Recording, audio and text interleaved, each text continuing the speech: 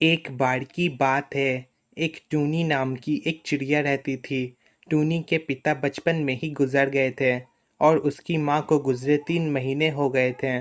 टूनी और टिट्टू एक दूसरे से बहुत प्यार करते थे। हेलो टिट्टू। हाँ बोलो टूनी, क्या बात है? टिट्टू, क्या तुम अभी मेरे साथ आम के पेड़ के पास चलोगे? हाँ हाँ, क्यों नहीं, मैं अभी आता हूँ। ठीक है, जल्दी आना। टिट्टू जाता है कि तभी उसे उसकी माँ पूछती है। बेटा, कहाँ जा रहे हो? माँ, मैं टूनी के साथ आम के पेड़ के पास जा रहा हूँ। बेटा, तुम उस टूनी के साथ मत जाओ। वो टूनी मनहूस है। क्या? ये आप क्या कह रही हो माँ? जब वो छोटी थी तो उसके पिता चले गए और अब उसकी माँ। मैं नहीं चाहती हूँ कि तुम उसके साथ रहो और तुम्हें कुछ हो जाए। माँ, आप ऐसी बातें मत बोलो टूनी के बारे में। बेटा, टूनी के साथ रहना छोड़ दो। नहीं माँ, टूनी से मैं बहुत प्यार करता हूँ। ऐसा बोलकर टिट्टू वहाँ से चला जाता है। पता नहीं ये माँ किस ज़माने में जी रही हैं। टिट्टू टूनी के पास पहुँच जाता है। लो, मैं आ गया टूनी, अब चलते हैं। टिट्टू, तुम्हें इतनी देर कैसे हो गई? टूनी, वो दरअसल मेरी माँ के साथ थोड़ी बहस हो गई, मगर कोई बात नहीं, चलो। बहस? कैसी बहस? टूनी, माँ को लगता है कि तुम्हारे माता पिता की जान तुम्हारी वजह से गई है, क्योंकि तुम मनहूस हो और वो मुझे तुमसे दूर रखना चाहती हैं। टूनी को ये बात बहुत बुरी लगती है।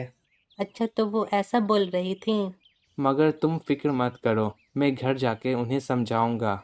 टिट्टू, दरअसल मैं नहीं जा रही हूँ। मगर क्यों टोनी? टिट्टू, तुमने आने में काफ़ी देर कर दी। शाम हो गई है और अब मुझे दूसरा काम भी करना है। अच्छा, तो मैं चलती हूँ। मगर टूनी। तुम फिक्र मत करो, कल पक्का मैं चलूँगी। ठीक है। टूनी वहाँ से चली जाती है और टिट्टू समझ जाता है कि टूनी को माँ की बात का बहुत बुरा लगा है।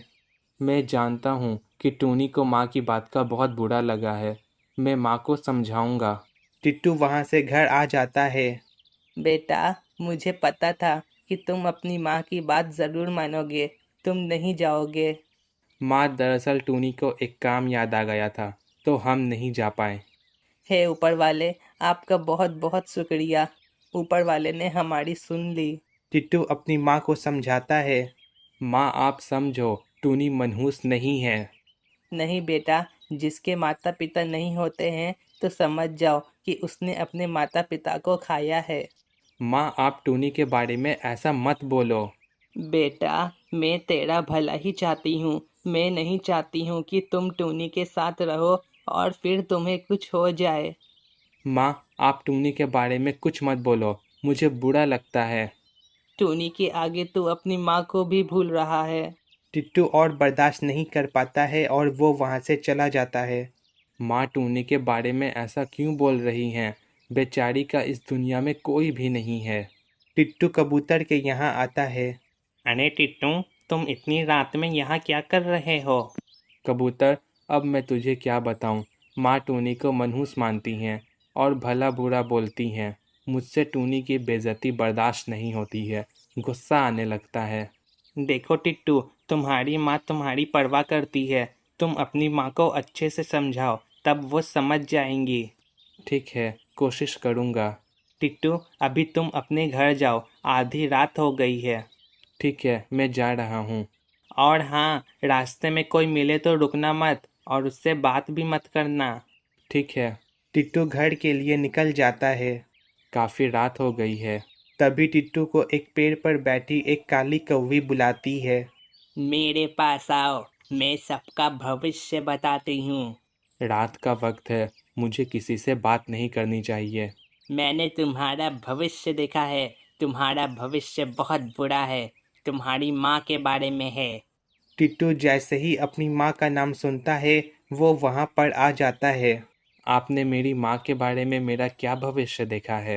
हाँ हाँ, मैंने तुम्हारा भविष्य देखा है। बहुत बुरा है। मुझे तुम्हारी भविष्य में दिख रहा है कि तुम एक चिड़िया की वजह से बर्बाद हो जाओगे। ये सुनते ही टिट्टू गुस्सा हो जाता है। ये आप क्या कह रही हैं? चिल्लाओ मत। तुम्हारा भविष्य मुझे दिख रहा है कि एक चिड़िया तुम्हें बर्बाद कर देगी, तुम्हें मार देगी। देखिए, मुझे बहुत गुस्सा आ रहा है। आप टूनी के बारे में बात ना करें तो अच्छा होगा।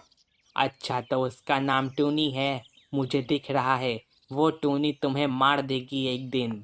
टिट्टू को अब बहुत ज़्यादा गुस्सा आ जाता है और वो काली कौवी का गला पकड़ लेता है। मैंने आपको कहा ना कि टूनी के बारे में कुछ मत बोलिए।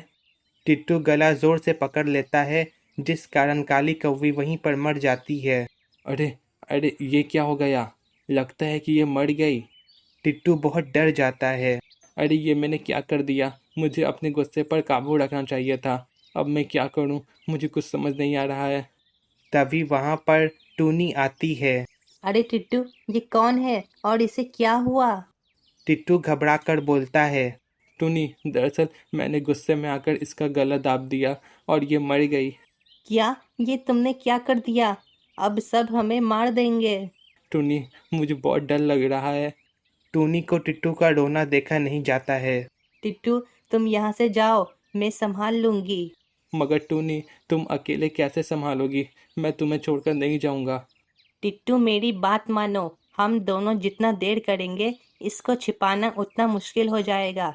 तुम जाओ यहाँ से, मैं इसे छिपाकर आती हूँ। मगर टूनी। तुम जाओ। टिट्टू वहां से चला जाता है और वो अब अपने घर पहुंच जाता है। अरे बेटा, क्या हुआ? तुम इतनी जल्दी में कहाँ से आ रहे हो? टिट्टू बहुत घबरा कर बोलता है। माँ, वो मैं कबूतर के यहाँ गया था और रात के वक्त पेड़ देखकर मैं डर गया और दौड़ता हुआ घर आ गया। चलो कोई बात नहीं, आ जाओ। तुम काफी थक गए हो, तुम यहाँ पर सो जाओ। तुम्हारा शुक्रिया माँ। टिट्टू सोने की बहुत कोशिश करता है, मगर उसे नींद नहीं आती है। क्या बात है टिट्टू, तुम सो क्यों नहीं रहे हो? माँ, वो मुझे नींद नहीं आ रही है। ओके, बस इतनी सी बात। आजा, मैं तुझे लोरी सुनाती हूँ। जब तू छोटा था ना, तो मैं ही तुझे लोरी सुनाकर सुलाती थी। टिट्टू की माँ लोरी गाती है और थोड़ी देर बाद टिट्टू सो जाता है। और अब सुबह हो जाता है और टिट्टू उठता है। अरे माँ, तुम यहीं सो गई थी? अरे, लोरी गाते गाते पता ही नहीं चला कि कब नींद आ गई। तभी टिट्टू को टूनी की याद आती है। अरे, मैं तो भूल ही गया। मुझे अभी जाना होगा। कहाँ बेटा? माँ, अभी बताने का वक्त नहीं है।